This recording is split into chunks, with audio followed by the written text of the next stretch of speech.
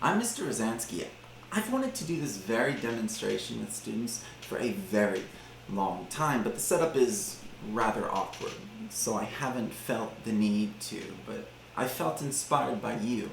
So here I am with it. Here I am with my Brita filter representing the SAT, the writing and language portion. Specifically, this y-axis here is number of questions right on the SAT, writing and language portion. These balls are students with different scores. Since we go up on the y-axis, we've got about 13 questions here.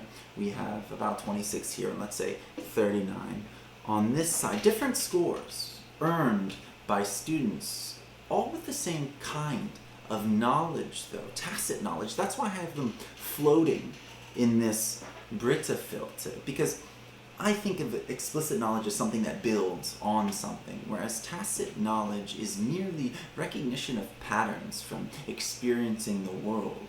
It's not actually codified into anything. There aren't rules that can be explained. They're kind of just floating. And I find that most students, when we take the writing and language portion of the SAT, they use this knowledge, and when I ask them to explain answers, I know they use this knowledge because they kind of just say, it sounded right, Mr. Rosansky. See, they know things. They have explicit knowledge about parts of speech and punctuation rules. But when they're taking that test and that final decision needs to be made on what to bubble, they go with their gut. They go with their ear, and they just plug and chug. That's okay. You can get a host of nice scores, but the problem is you can't make growth with this kind of knowledge, at least not explicit growth. See, I know a whole bunch of rules, and I can tell these students who use their tacit knowledge, I can tell them my rules. I can say, hey guys, what's up? You guys missed that pronoun question. You know, the one about the sun's rays? You guys should understand that pronouns must agree with their antecedents in number and gender. Right, an explicit rule, but no growth can be made because it's not building on anything. So many of those terms made no sense to my ball students, so it doesn't work. Right? Other questions, the even harder ones about that complementized clause, I can do the same thing. I can give them explicit rules, but no growth is going to be made. See, check it out. Hey guys, it's me again. I want to tell you about these complementized clauses. See, independent clauses exist, and one way that you can make them dependent is by putting a complementizer at the front of it, and then you have a dependent clause that functions like a nominal. No growth. Nothing's going to happen. Explicit knowledge needs to be built on explicit knowledge.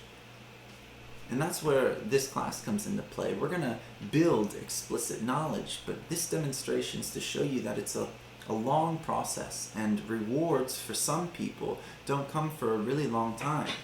Let me get my food coloring water to demonstrate this. This water is knowledge in the form of our explicit lessons.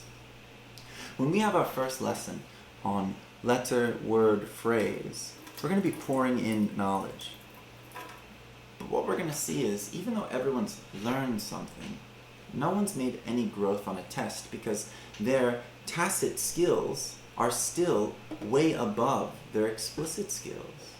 So we have to pour in more knowledge. We'll pour in stuff about case from pronouns specifically. We'll talk about verbs, starting with the always finites like modals and to be's, forms of them.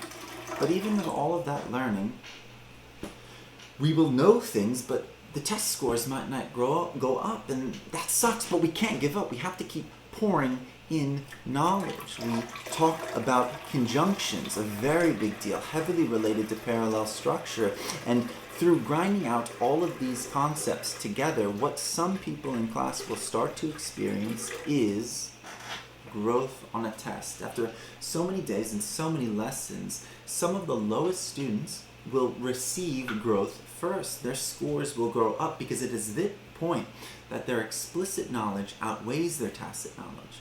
And that's really darn exciting because every lesson that follows will give them higher scores. As we talk about prepositions versus subordinating conjunctions, they're making more growth than before.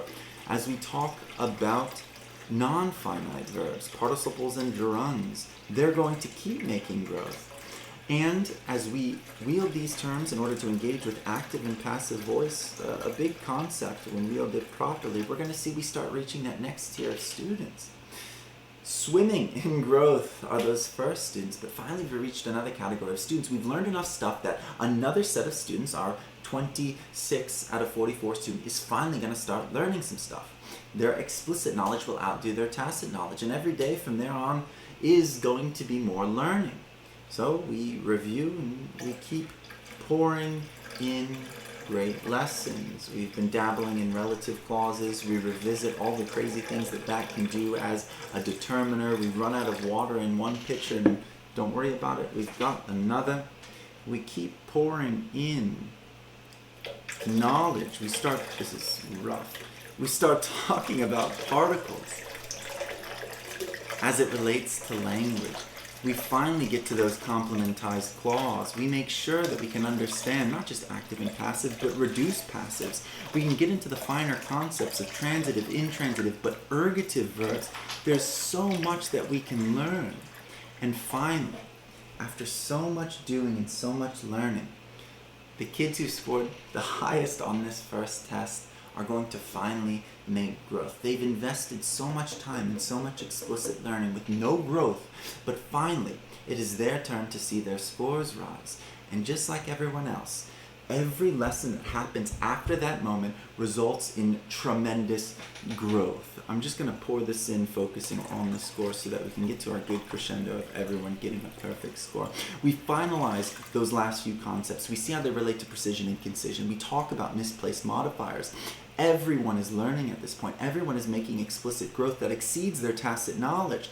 And we are reaching the pinnacle of excellence. And that's what we want. We want to be the best, and so many of you are so close, and it's going to feel like you should be able to access that title of being the best rapidly.